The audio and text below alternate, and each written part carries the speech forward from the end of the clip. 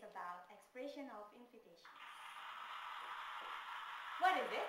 Ya, expression of invitation adalah ekspresi untuk mengundang seseorang. Okay. Next, there are three types of expression of invitations. The first one is inviting, and then accepting, and declining. What is it? The first one is inviting. Inviting atau mengundang, there is expression that can use to invite someone, untuk mengundang seseorang, and there are some expression you may use. There are, would you like to, would you be pleased, and would you come to, could you come to, and you can use also I very like. The second one is accepting invitation. Accepting invitation is menerima undangan. Okay. In accepting invitation, there are some words or some expression may use. The first one is thank you very much for inviting me, and then thank you for inviting me. That will be very nice. Sure, why not? The third one is declining invitation. Declining invitation adalah menolak undangan. Jadi kalau ingin menolak undangan, kalian bisa menggunakan beberapa ekspresi. Di antaranya, the first one is I'm very sorry, I don't think I can. And then I'd like to that. Next, I'm very sorry, I don't. I think I can. Or you can use also unfortunately I can. There are three types of expression of invitation. The first one is accepting, and second one is the first one is inviting, and then accepting and declining. There's all about expression of invitations. Thank you and bye. Patuh ngamatian? Matikan dulu. Patuh ngamatian?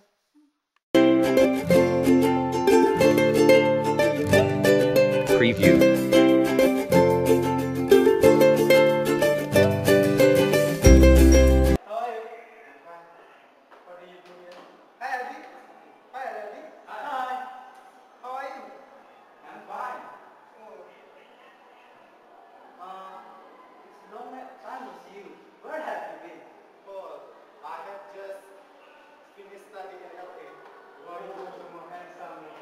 Oh, thanks, brother. You too. But why are you so sly now? Oh yeah, because I did a lot of sports, so maybe I should. Oh, yes. You know that he's the coolest boy in this class. Oh no, Really? it's not true. Oh, but I'm sorry, my friend. I'm in hurry now. I must go home. Where are you? I have a very busy. And would you like to come to my house to have a dinner tonight? Yes, of course. I'd like to come to your party. Thank you. Oh, I'm sorry, friend. But I love it, but I have to take out my mother to the doctor. Oh, sorry. It's okay. We have another time, and I must go home now. Okay, goodbye. Bye. Demikianlah tadi penjelasan tentang expression of invitation. Nah, semoga video ini bisa bermanfaat bagi kalian. Bye.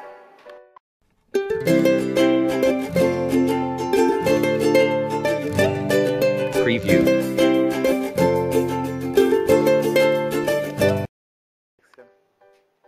Hi, in this section, we are going to learn about the narrative text.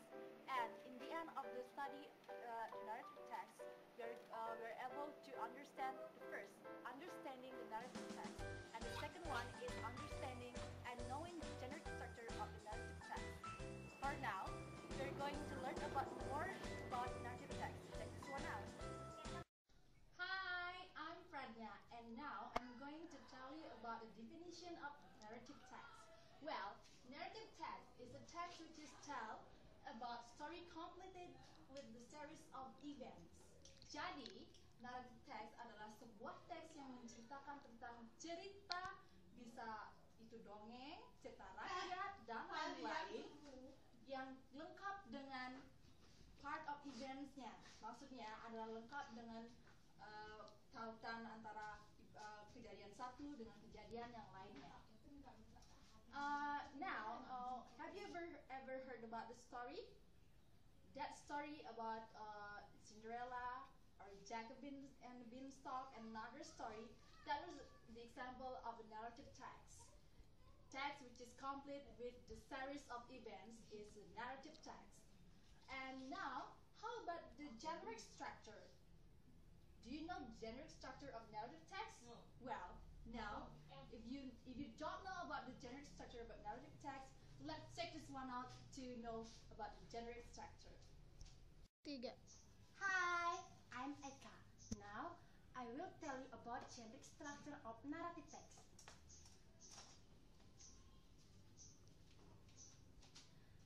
Okay, generic structure of narrative text are 1. Orientation. Di dalam orientation, yaitu terdapat pengenalan tokoh, tempat, dan waktu terjadinya cerita tersebut. Yang kedua yaitu complication. Complication merupakan masalah yang terjadi di dalam cerita tersebut. Dan yang ketiga yaitu resolution, di mana di dalam resolution ini merupakan suatu pemecahan masalah yang terjadi pada cerita tersebut. Okay, and then I will remember you about the generic structure of narrative text. 1. Orientation. 2. Complication. And the last, resolution. Okay, now how about the generic structure of Cinderella story? Check it out. Simone. I'll be reading Cinderella. Once upon a time, there lived a gentleman who, after his beautiful and kind wife died, married the proudest and meanest woman in all the land. She had 2 daughters from a previous marriage who were just as nasty and haughty as their mother. The gentleman also had a young daughter by another wife named Cinderella, who was filled with goodness and was one of the sweetest girls the kingdom had ever seen. Cinderella's stepmother was extremely jealous of her beauty and charm and made her do the hardest and most dreadful work in the house. Cinderella did the dishes, scrubbed the floor, and made the beds, all while her stepsisters rested on fancy beds and had fun playing dress-up. Now it so happened that the king's son decided to give a ball, inviting all the young ladies in the land to attend. Cinderella's stepmother and stepsisters were delighted and would talk of nothing but the ball all day long. They sent for the greatest designers in the kingdom to ensure that they looked their best. Cinderella offered to help them get ready for the ball, for she had excellent taste, and despite how her stepsisters treated her, she always gave them the best advice. As she helped them, the eldest sister asked, "Cinderella, are you not going to the ball?" Cinderella sadly lowered her head and said, "No, you're only teasing me because I have nothing to wear and wouldn't fit in. Perhaps I could borrow something." "Lend our clothes to such a dirty cinder wench? We're not fools," they exclaimed. The sisters laughed cruelly and said, "You would make everyone laugh at the sight of you, you cinder wrench." When the big day finally came, Cinderella accompanied her stepmother and stepsisters to the court and couldn't help but burst into tears as she watched them enter the beautiful ball. As she wept, Cinderella's fairy godmother appeared. "Cinderella, why are you crying?" she asked. "You wish to attend the ball? Is that not so?" "Yes," cried Cinderella between sobs. The fairy godmother smiled and said, "Well, run into the garden and bring me a pumpkin." Cinderella immediately went to get the finest pumpkin she could find. When she brought it, her godmother struck the pumpkin with her wand, instantly turning it into a fine coach, plated with gold and silver. Next, she had Cinderella find some mice, and when she brought the furry little creatures back, the fairy godmother tapped them each with her wand, turning them into 6 fine horses and a coachman. Well, "What do you say?" asked her godmother. "Oh, yes," cried Cinderella. "But should I go looking like this, in these rags?" Her godmother only touched her with her wand, and instantly Cinderella's rags turned into a dress of white and silver, sparkling with jewels. To top it off, Fairy Godmother gave Cinderella a pair of glass slippers, the prettiest in the whole world. "The spell only lasts until midnight, so promise you will leave the ball before then," warned the godmother. Cinderella promised to return before midnight, thanked her again, and drove off to the ball. When Cinderella made her entrance, the dancing and music stopped as everyone turned to gaze at her beauty. No one recognized her. She was a complete mystery. The prince rushed up to greet her, led her to the most honorable seat by his side, and later took her out for a dance. Cinderella even made time to approach her stepsisters, who still did not recognize her, and shared some of the oranges the prince had presented to her as a gift. The prince never left her side, and Cinderella was enjoying herself so much that she completely forgot the time. When the clock struck midnight, Cinderella was shocked and fled immediately, leaving one of her glass slippers behind in her haste.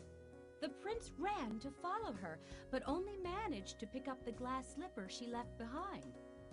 Cinderella managed to get home, but she was quite out of breath and in her dirty old clothes.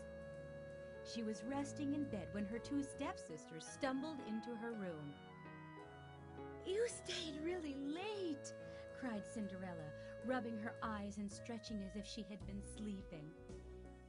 "If you had been there, you would have seen the most beautiful princess," exclaimed the eldest sister. "She was so nice to us and had the undivided attention of the prince." "Her background is a mystery, and the prince would give anything to know who she was," said the youngest. A few days later, the prince declared that he would marry the woman whose foot fit in the slipper. His soldiers began to try the slipper on all the princesses and duchesses in the court, but it was all in vain. Days later, it was brought to the two sisters, who tried with all their might to make the slipper fit. Cinderella, who saw this, politely asked to try it. Her sisters burst out laughing at the idea, but the prince ordered that everyone in the kingdom should have a try. When Cinderella's foot slid perfectly into the slipper, her sisters were astonished. Cinderella's fairy godmother appeared, and with the flick of her wand, turned Cinderella into the beautiful girl from the ball. The stepsisters dropped to their knees and begged for forgiveness for the awful way they treated her over the years. Cinderella lifted them up and embraced them, saying she forgave them with all her heart. Cinderella was then escorted to the prince, dressed as beautiful as she was at the ball. A few days later, they were married.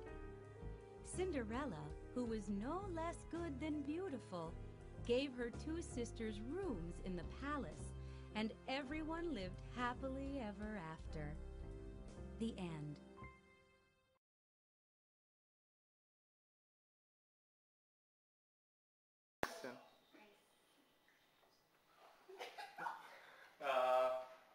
Hey guys, my name is Gede Wijana Arta. I'm going to analyze about generic structure of Cinderella. Generic structure, the title is Cinderella. Orientation. Once upon a time, there was a young girl named Cinderella. She lived with her stepmother and two stepsisters. The stepmother and stepsister were conceited and bad-tempered. They treated Cinderella very badly. Her stepmother made Cinderella do the hard days working the house. That is the orientation of Cinderella. The second is complication.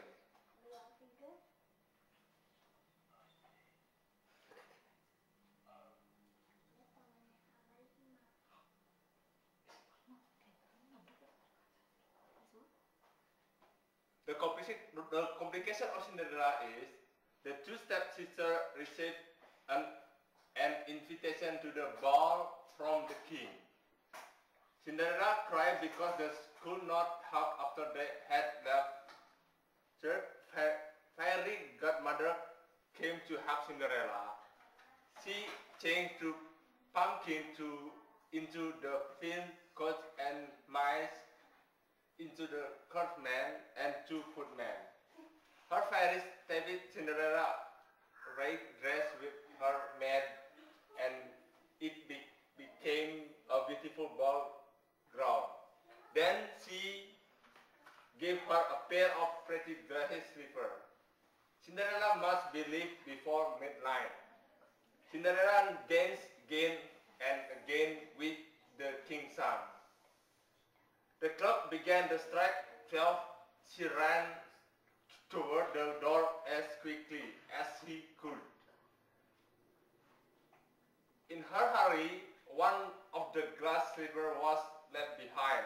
The king's son proclaimed that we would marry the girl who fitted the glass slipper. Her stepsister tried on the slipper, but they cannot. That is the complication of Cinderella. The last is the resolution. In the end, the king left Cinderella tried on the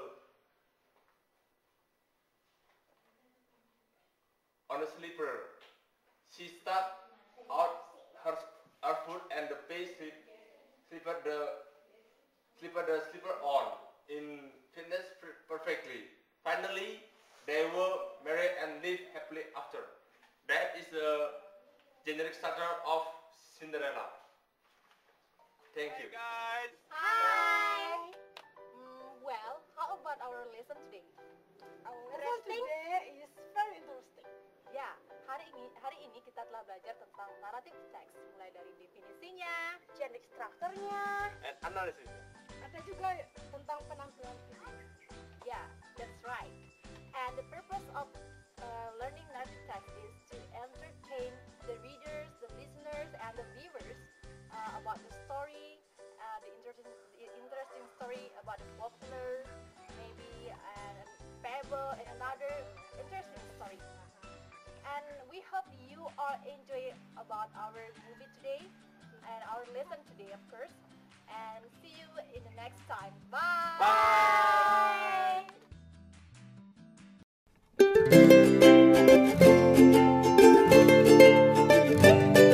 Preview.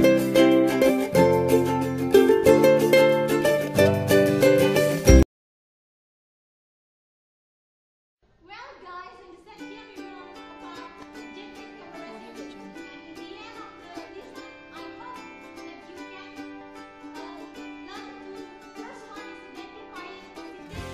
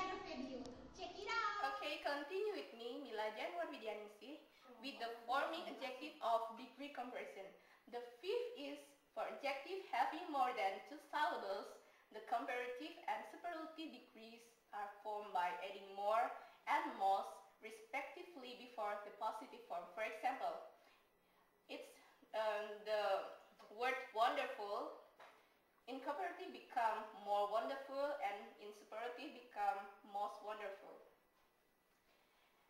And the next is for some adjective, the comparative and superlative degree are formed by using completely different words.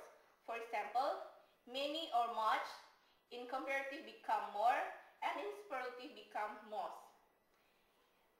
In well or good in positive words, in comparative become better, and in superlative become best.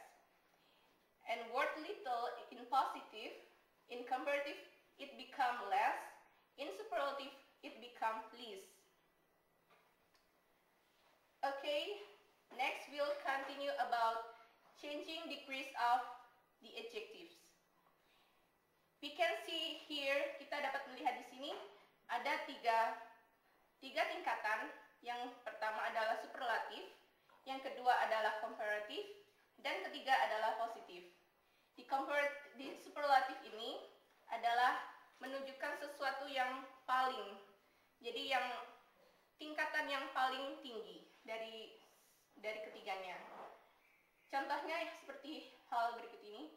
Dina is the best singer in the class.